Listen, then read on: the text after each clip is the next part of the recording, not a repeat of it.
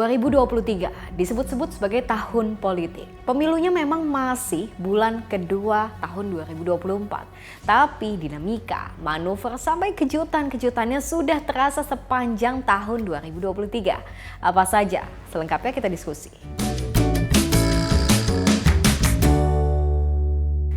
...2023 akan segera tutup buku. Dalam hal dunia perpolitikan, tahun ini bisa dikatakan banyak sekali catatan sampai kejutan yang terjadi. Kalau mungkin di tahun 2024 akan lebih banyak eksekusinya, tapi di tahun ini ada banyak langkah sampai manuver yang kok melenceng dari prediksi. Banyak dramanya, terlalu banyak drakornya, terlalu banyak sinetronnya. Sinetron yang kita lihat. Pertanyaannya, kenapa ya tahun 2023 politiknya bisa sedrama ini?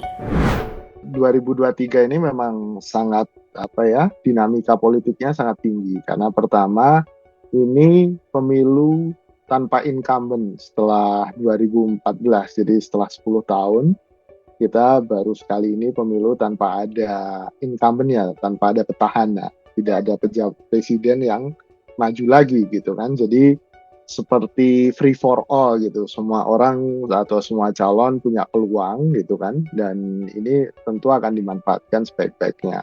Lalu kedua ya tadi soal cawe-cawe politik. Nah kemarin pas Pak SBY tidak tidak cawe-cawe istilahnya. Nah sekarang Pak Jokowi secara verbal bahkan terbuka bilang bahwa dia cawe-cawe terhadap Pilpres kali ini. Ya, bumbu drama politiknya tentu gak lepas dari cawe-cawe Presiden Jokowi. Kebersamaan Presiden Jokowi dengan sejumlah tokoh kerap dipersepsikan sebagai endorse dukungan.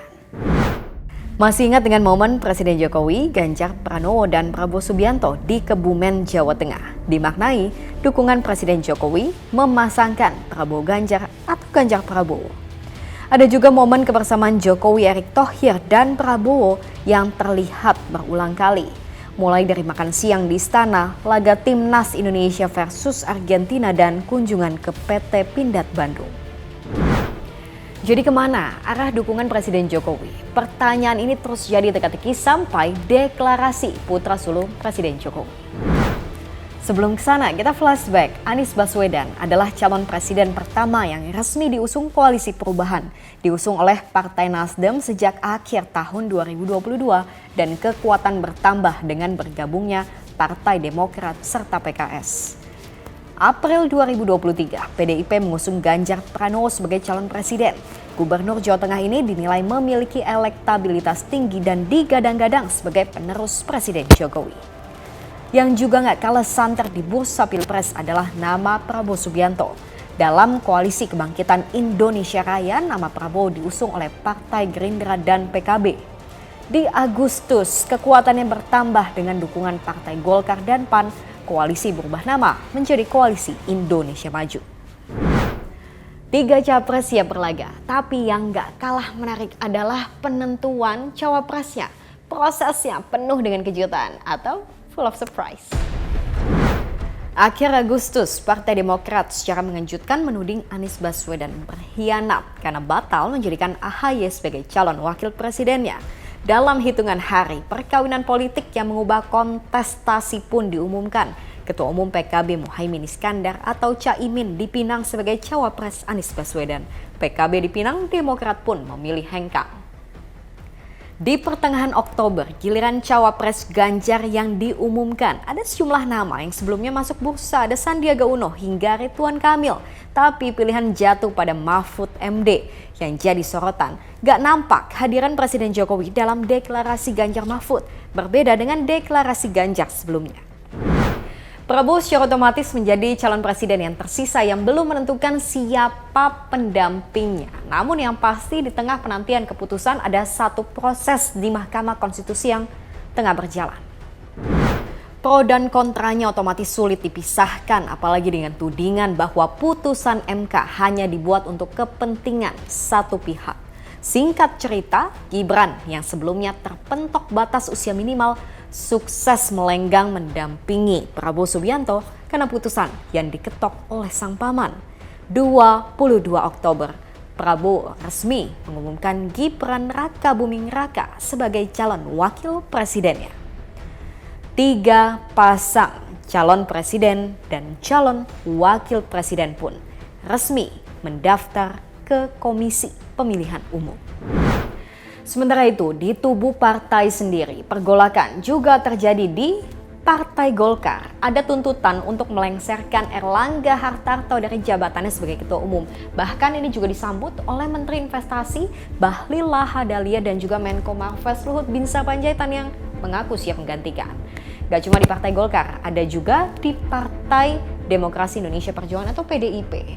Konfliknya tepatnya terjadi antara Presiden Jokowi dengan keluarganya dengan Ketua Umum PDIP Megawati Soekarno Putri. Dan sampai saat ini pun gak pernah benar-benar jelas gimana hubungan antara Presiden Jokowi dengan PDIP. Lalu apa bacaan pengamat? Sangat mungkin hubungan Pak Jokowi dan Bu Megawati maupun PDIP itu akan semakin merenggang gitu kan. Entah siapapun pemenangnya, apalagi kan putra Pak Jokowi sekarang ada di PSI, juga ada di 02 gitu kan, sehingga baik itu secara pilpres maupun pileg sudah berhadapan-hadapan dengan PDIP gitu. Saya berharap tidak kemudian menjadi meruncing dan akhirnya jadi konflik yang sangat besar, tapi ya cukup jadi bumbu sinetron sajalah gitu. Di depan panggung, para capres-cawapres ini kompak saling menyinggung, saling sindir-menyindir sampai buka kartu lama. Ini yang terjadi saat debat perdana calon presiden, calon wakil presiden.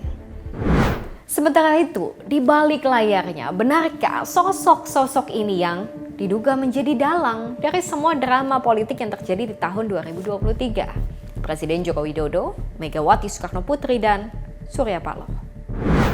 Pilpres kali ini kan sudah kita bisa lihat ya dari dinamika yang berjalan terkait dengan penetapan capres, cawapres itu ada 3 kingmaker utama gitu yang bermain di sini gitu. 1 Presiden Jokowi, 2 Ibu Megawati, dan 3 Surya Paloh gitu loh. Maksudnya di belakang masing-masing paslon ini gitu loh. Jadi pertarungan 3 kingmaker ini juga lah yang nantinya akan menentukan dinamika kompetisi pilpres sampai hari pencoblosan nanti. Begitu pula jika pemilu berlangsung 2 putaran, hubungan antara 3 kingmaker ini akan sangat menentukan peta koalisi ke depan gitu loh. Kalau di tahun 2023 sudah sepanas dan sedrama ini, apa kabar di tahun 2024? Gimana prediksinya? 1 bulan ke depan, prediksi saya mungkin migrasi pendukung strong voter Pak Jokowi ini akan selesai berpindah ke paslon nomor 2 kemungkinan di awal hingga pertengahan Januari gitu. Di situ mungkin angka sudah akan mulai agak stabil, tinggal bagaimana